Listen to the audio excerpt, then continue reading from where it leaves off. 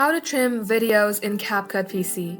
Hey everybody, welcome back to our YouTube channel. In today's video, you will learn how you can cut or trim your videos in your CapCut app. So without any further delay, let us jump right into the process. Head over to your CapCut application from your PC. You will see a page like this, then go on to any project that you would like to do so. Now, once you have added a project, place the selector from where you would like to trim the video, and you will see this option on your middle section. This is a split option, click onto it.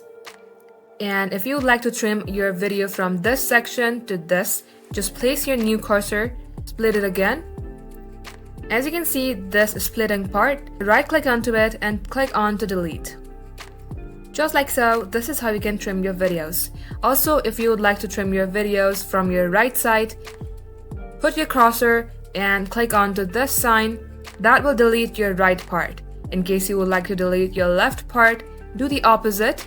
Click onto the middle section and that will delete your left part of the video. And just like so, this is how you can do it. Thank you for watching the video till the very end. In case that helped you in any ways, then do like and subscribe. We hope to be back soon with more tutorials like this. In the meantime, stay updated.